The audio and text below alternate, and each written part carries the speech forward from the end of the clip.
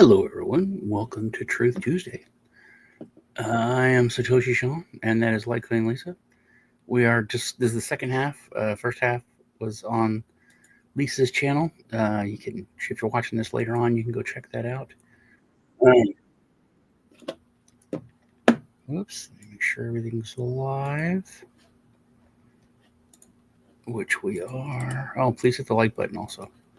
Looks like we're live. Okay. Jim's in the chat.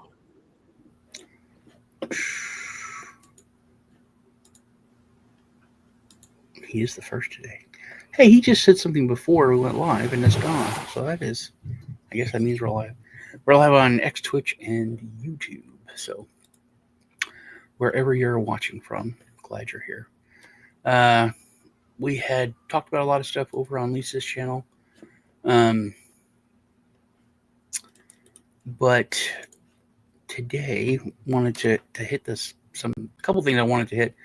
One was the leak, the supposed leak by the Department of Defense, and the signal issue. Yeah, and before we quit over on Lisa's channel, Jim had posted about the Trump wanting to join the British Commonwealth, which I thought was so weird. Thanks, buddy. Which I think there's a plan, because it is odd, especially having won our independence from them, to go backwards and become part of the British Commonwealth. So, also, that's something that we as Americans make fun of Australia, Canada, all of them for, because they would, kiss the Queen's butt. Yeah, I do not want to be part of the British Commonwealth. But so here's the thing. I have believed for a while that Canada's going to, at least Alberta, is going to become part of the United States. And the thing about that is they have a very socialist system in Canada, with not a lot of people. Mm-hmm. They had this initiative called the Century Initiative, the 100, something like that. They want to have 100 million people, citizens, by the end of the century. Which the conservatives say, no, that's crazy, because it's almost triple.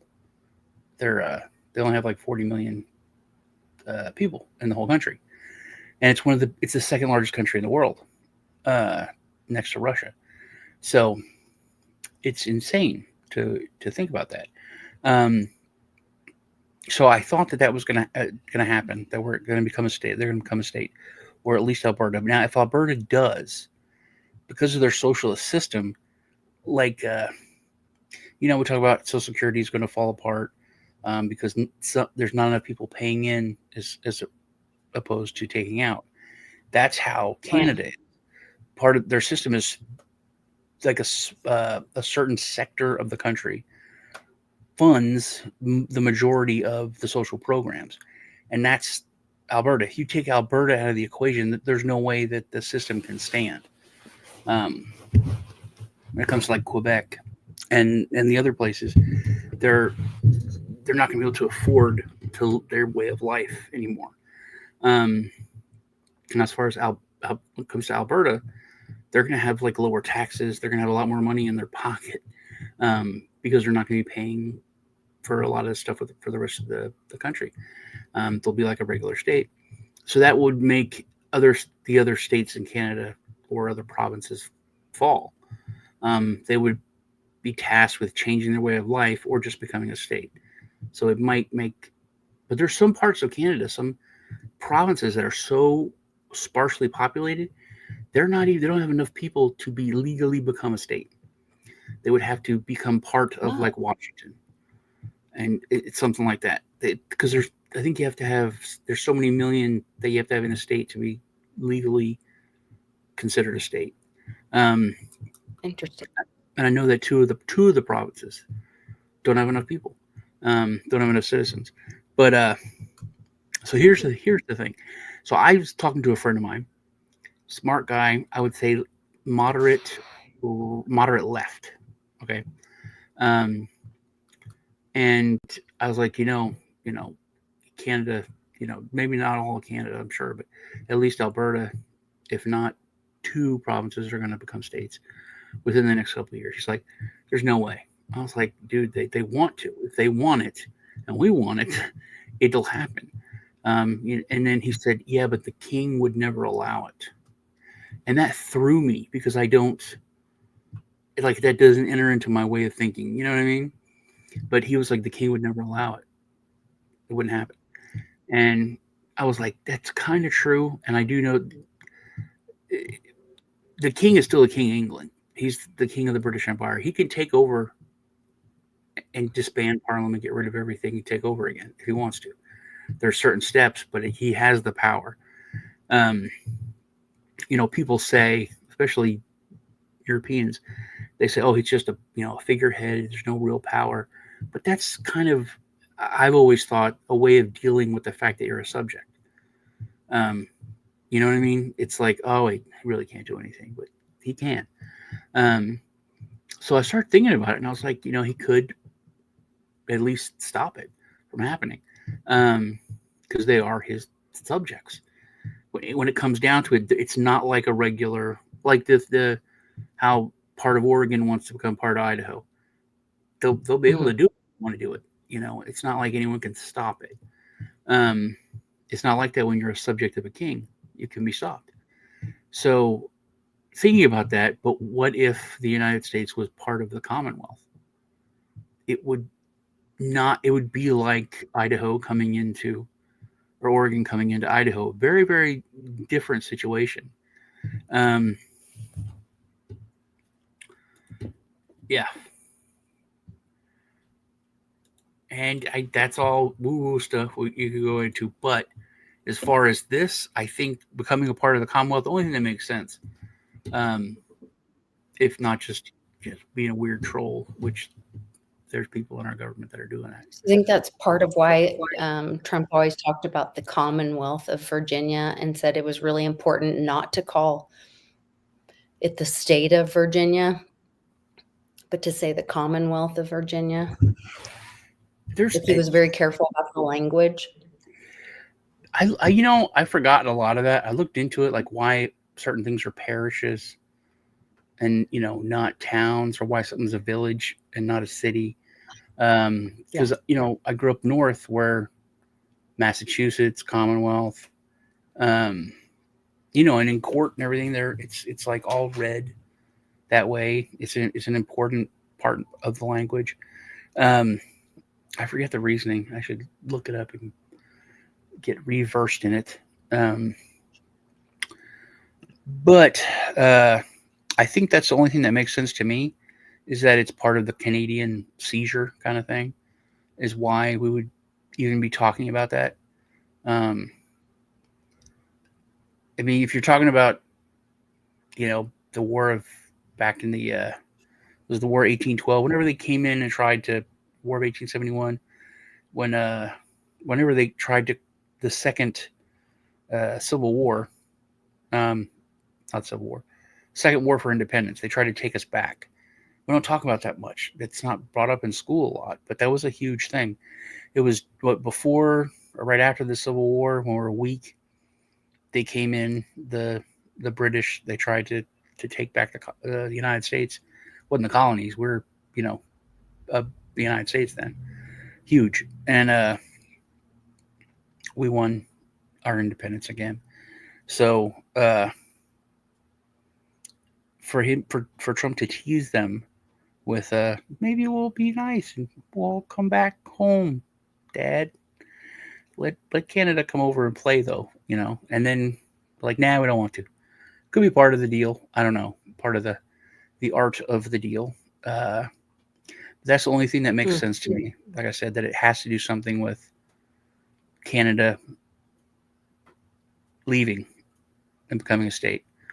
I mean, if you're, as far as like a negotiation goes, let Canada come over to the United States. It's still going to be in the Commonwealth. The United States could become part of the Commonwealth. It's not like anything's lost. It's just on paper. And then we don't. actually become part of the Commonwealth, or we leave. After Canada's part of it. I don't know. But that's like I said, the only thing that makes sense to me. Or else, like Gazoo said, it's just a huge smack in the face, man.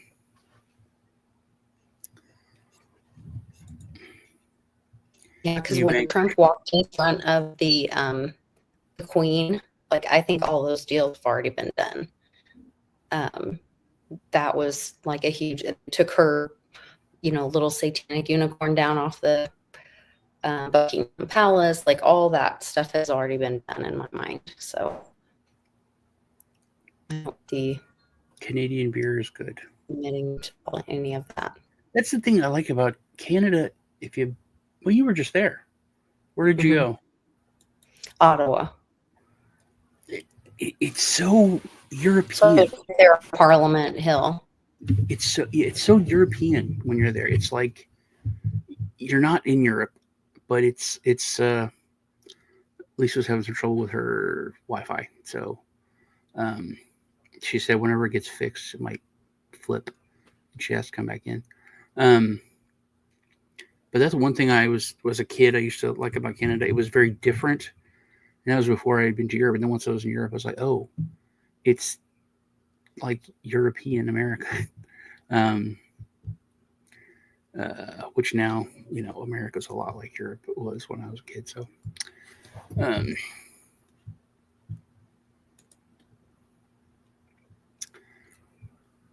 talking about Canadian beer, eh? Okay.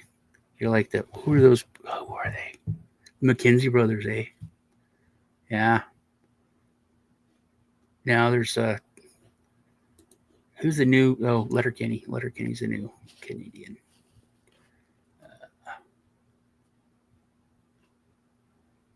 Whatever. It's like in the zeitgeist. Well, I thought Lisa would be back by now, but maybe not. Yeah, it was from SCTV. That was Canada's Saturday Night Live. John Candy, Eugene Levy. It was a funny show. It was a good show.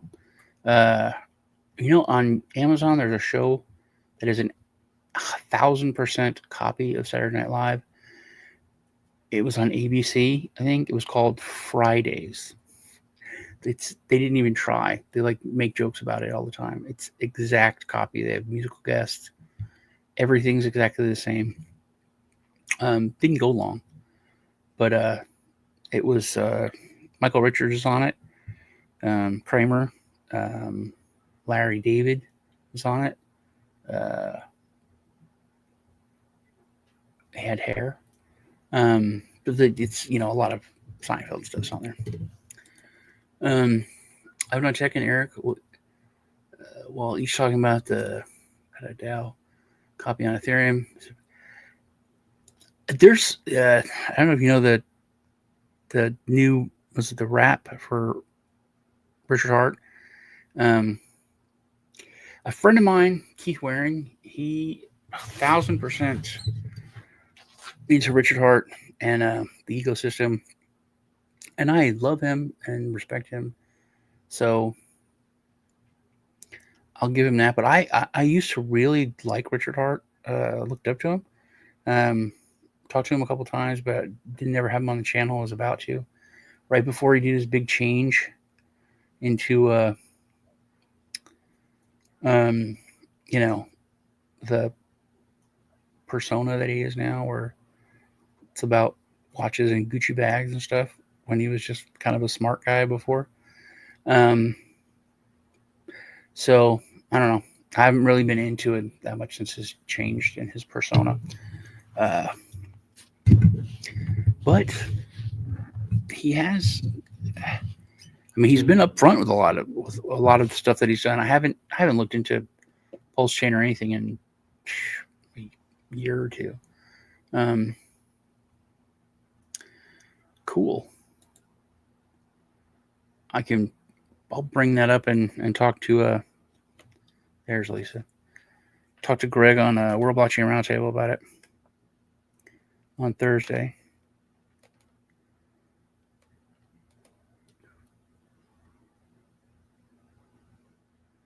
Oh, wow.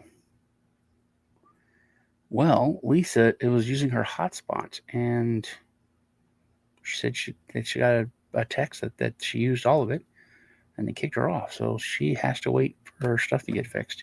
Um, well, that sucks. Let me text her back. That sucks.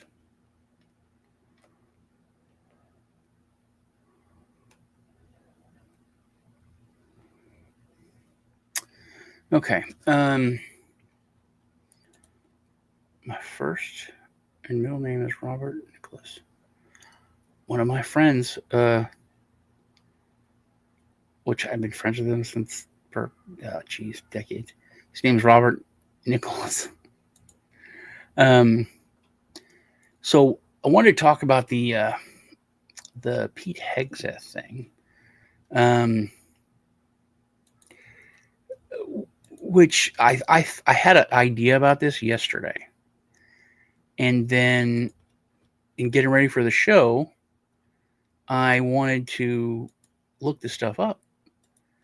So I did, and everything was pretty much founded. A lot of what I was thinking, because a lot of things I was looking for, very difficult to find them. I had to go to ChatGPT in order to get the answers, to get, and even that I couldn't get totally what I was looking for or what I wanted. Um, so Pete Hegseth sent secret war plans to a journalist by accident. Trump officials texted back plans to a group chat in a secure app that included a journalist. Who is that? AP. That's pretty unbiased there. Will Pete Hegseth resign over signal group chats? What we know. New York Times. Hegseth disclosed secret war plans in a group chat. So here's the deal. If you think that this was an accident and that Hegseth accidentally, or that they did this and didn't know what they were doing, you are very much mistaken. This was a complete troll. And the reason for that is, and I first heard about this from my leftist friends that were talking about just the babble was so bad that it's illegal for them to use an open source messaging platform, because open source means like everyone could, they don't know what they're talking about. I had to explain what open source was before you could even talk about, what's going on. So here's the thing. There's so many steps that have to happen in order for this to be created. But let's, completely forget about that. If you have read the texts, it's so obvious that this was a troll. The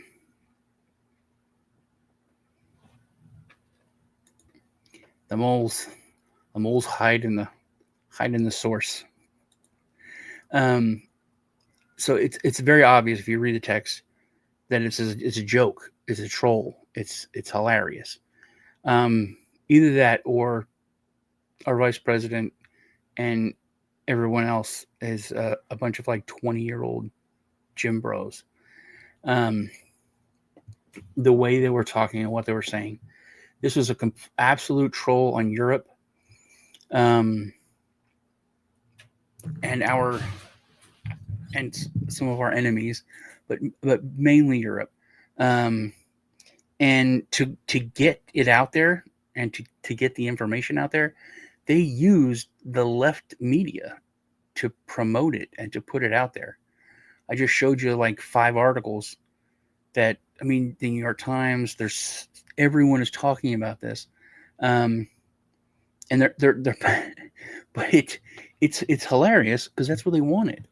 I'll show you so this is what the vice president, here we go. I wish there's a way I could make this a little bigger for you, but Um, so there's so much more than is here. And this is the thing. I tried to get the text so I could show everyone the text. Can't find it. I had all the articles have been taken out. Um, it's very hard. And I used like DuckDuckGo trying to find the text. I had to go to ChatGPT, and then ChatGPT said, I can't show you text. I can't, because it's technically their, private conversation, blah, blah, blah. So I had to word it in a way that they would find an article that had the text still in it. And this is it. But if you can find the text, they're hilarious. So VP, the vice president, I fully share your loathing of European freeloading. It's pathetic, all caps. Uh, but Mike is correct. We're the only ones on the planet, on our side of the ledger, who can do this. Nobody else even comes close. Question is timing. I feel now is a good time as any given POTUS directive to reopen shipping lanes. I think we should go, but POTUS still retains 24 hours of decision space. As I heard it, the president was clear, green light, but we soon make clear to Egypt and Europe what we expect in return. We also need to figure out how to enforce such a requirement. E.g., if Europe doesn't remunerate, then what? If the U.S. successfully restores freedom of navigation at great cost, there needs to be some further economic gain extracted in return. Pete Hegseth. Agree. First off, this is coming out of a meeting. So they had a meeting and then started this chat afterwards. So all this stuff's discussed. This is all super clear. This is for someone else that's reading it. Either they wanted this dropped to the journalist, and they wanted this put out there. They want Europe to know this message, and there's so much other stuff. It's so bad. It's literally like 20-year-old Jim Bros texting back and forth. It's the wording is not the way these people talk. It's funny. It is. It's funny. So it's obvious that this was meant to be read by certain people, and it was. It was put out on every news outlet. Everyone's talking about it. Everyone is reading it. That this is made very, very clear to all of those powers that be, and also to the terrorists. So either you look at this and you're like, wow, it's kind of scary. This is the way they talk, or you could see it for what it is. It's sending a message. This is 100% a troll, in my opinion, what I think. 100% a troll. And then Hegseth comes out and says, no war plans. There's nothing secretive that was talked about, which is true. And that's another thing that lends to the credibility of what I'm talking about, is that it was very controlled what they said, AM for AM. So the way they talked, what they talked about, how they just lambasted and roasted Europe, and I wish I could even remember the stuff I looked at last night, because the texts are just brutal. They are brutal, the way they're making fun of people and talking crap, and that's not how you talk at work, let alone at the level that they're at. So yeah, I definitely think that this was a troll by the Defense Department. I think it was made, and also, they can stand up there at podiums, and this is a Trump troll. This is them trying to do that, talking crap about Rosie O'Donnell, whatever. This is them taking that approach.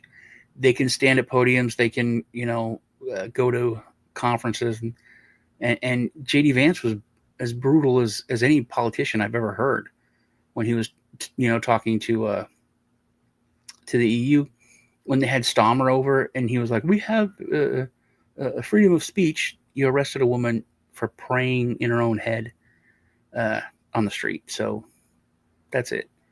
You have no argument from doing that. That's it alone. So he was, he was not as brutal like this. This was they're not able to speak in this language in traditional channels, and if they do speak in this language, it's not going to be talked about. It's easily ignored. This was so perfect that they could talk in this cartoonish way, um, how they did, and then use the entire media apparatus that has been against them the whole time, use them to promote this and to bring the message to the world, uh, is hilarious. It is absolutely hilarious that everyone fell for it too. Um, and they did it. And now they're trying to do damage control, and by leaving the message but taking out the or leaving their message, their narrative. That there was all these top secret stuff was shared, and they have terrible security. And he like Hegseth even says our operational security is good, so our OPSEC is good. We're clear. Like you wouldn't see everyone in the chat's name, or you know what I mean. Their number that they have. It's so obvious to me that it is an absolute troll. They know what they were doing. Um, and they did it. They roasted the crap out of him. They got their, they talked a lot of shit, and they have everyone talking about. I got friends of mine who would never post anything, were posting about how terrible this was. Um, and then legally, they didn't actually talk about anything super secret. Nothing that could get them in trouble to where he would have to be held accountable. People could be held accountable. Um, just another reason that I think it's totally staged and worked like a charm. Let me check on Lisa. Well, nope, she's stuck. So they got to get her internet fixed. Okay, well, I guess that is about it. I wanted to go over the Defense Department trolling, and we hit the Commonwealth thing, which still weird, even if it is part of a greater plan to get Canada. It's still weird. I have interview coming out. I'm going to be starting a new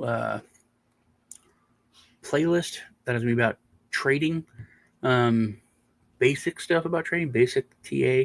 Everyone can learn how to learn, basically how to trade, and also how to use trading as a side hustle. Not get super rich, be a day trader.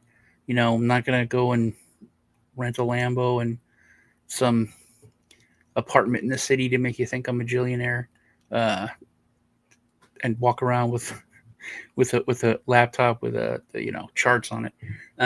But a way that you can trade to have a side hustle instead of getting another job or something like that. An extra $1,000 a month coming in or something like that. 1,500. I personally try to get like 1,500 a month as a side hustle, trying to get that off of trading, which 80, 150, $200 a day every other day or something like that. It's a good way. So I'm getting a long story long. I'm going to be starting that this week. That playlist, as far as how to do that, different options that are open to people, like proprietary trading, which there's people that don't know about that. So I'm going to go over that. Yeah. So interviews that. What else? Thursday, check out World Blockchain Roundtable. If I get up early enough, I stream it to my channel. If not, it's on hosted by Dragon Chain. You can check them out over on their channel or on Den. Both it streams on both of those channels, and on their Twitter. That is it for me today. Hope you all had a great Tuesday. Have a good rest of your week. I will see you all on, I guess, Thursday. What are we going to go out on?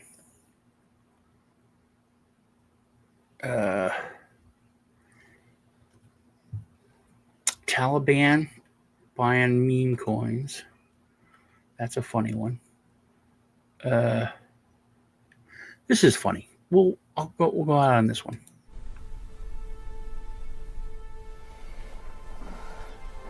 Good morning, Doctor. Good morning. We got your ether scan back, and unfortunately we found something. What is it, Doc? You've been diagnosed with ETH maximitis. You're an ETH maxi. An ETH maxi. Nathan. Doc, that's not possible. It's okay. He's going to take some time to process this. He can only handle 10 alphabets per second. He has been really slow lately. Is he allergic to anything? To any wallet that isn't MetaMask. Allergic to good UI. Any difficulties while digesting? He couldn't digest the fact that Austin Federo went unbankless. But is he going to be okay, Doctor? I'm going to need to run some more tests. What do you see here, Nathan? What are you doing? What? I'm just booking a cab with a decentralized application on Ethereum Layer 1. See? It's 5 minutes away. He's seeing fully functioning consumer apps and white papers. That's stage 3 of ETH maximizes. What does that mean, Doctor? Do you see all of this gas in his transactions? It's only a matter of time till he gets wrecked. There must be some cure. We can reduce gas if we use Wormhole and bring him into the Solana ecosystem. Exposure to real apps that actually work can cure him. But we must act quickly or he'll progress to stage 5. What happens in stage 5? That could be fatal. That's when they start a podcast.